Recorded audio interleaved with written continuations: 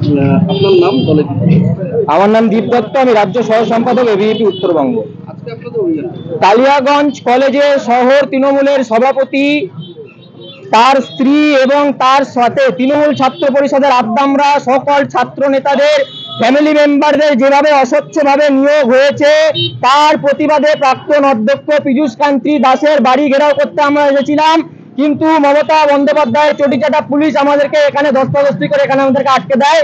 তো এদের উদ্দেশ্যে আমরা বলতে চাই, আমরা সুশৃঙ্খল ছাত্র সংগঠন, কোনো রকমের কেয়াস সৃষ্টি করার কাজ আমাদের নয়। আমরা প্রতীকী এখানে বিক্ষোভ করতে এসেছিলাম, কিন্তু এই দলদাস পুলিশ যেভাবে আজকে আমাদেরকে আটকে ছিল, এবং সেই দিন যেদিন আমরা কালিয়াগঞ্জ কলেজের উদ্দেশ্যে রওনা দিয়েছিলাম আমাদেরকে আটকে বলেছিল সেখানে নাকি এক্সাম চলছে, তাই সেখানে 144 ধারা চলছে। আমি জানি না কোন দেশের সংবিধান পড়ে ওনারা এসে এই কথা বলেছিলেন পুলিশ।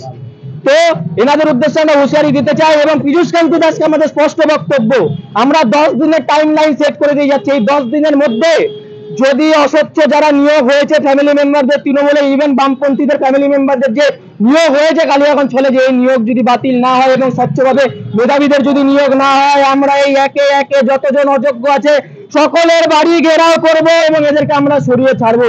আমরা প্রত্যেকের বাড়ি ঘেরাও করবো। আমরা 10 দিনের টাইম লাইন ধরে যাচ্ছি। পুজো শেষ হওয়ার সাথে সাথে আমরা বৃহত্তর আন্দোলন সংগঠিত করব। আজকে আপনারা কি করবেন? আজকে আমরা পীযূষ কান্তি দাসের বাড়ির উদ্দেশ্যে রওনা গেছিলাম, কিন্তু দলদাস পুলিশ আমাদেরকে আটকেছে। আমরা বলে দিতে চাই, আমরা আজকে হুঁশিয়ারি দিতে যেতে চেয়েছিলাম আমাদের বাড়িতে, কিন্তু এই তো 13 বছর ধরে আমরা তাই দেখে যাচ্ছি। কোনোদিন আমাদেরকে পারমিশন দেয় না। আমাদের ছাত্রছাত্রীদের নামে নন মেলেবল সেকশনে কেস দিতে পারে এরা, কিন্তু এরা এই দুর্নীতির বিরুদ্ধে কিছু অ্যাকশন নিতে পারে না। এরা আবার বলে নাকি 144 ধারা চলে কলেজে যখন এক্সাম চলে। আমি জানি না এদের উদ্দেশ্যটা কি। তাই আমাদের বক্তব্যের দ্রুত সুরাহা যদি না হয়, অখিল ভারতীয় বিদ্যার্থী পরিষদ বৃহত্তর আন্দোলন সংগঠিত করবে এবং যতজন অযোগ্য রয়েছে সকলের বাড়ি একে একে ঘেরাও করবে। তাহলে কি আজকে যেতে পারলেন না? আজকে আমরা এখানে অবস্থান বিক্ষোভ করলাম, এরপরে আমরা বৃহত্তর আন্দোলন সংগঠিত করবো।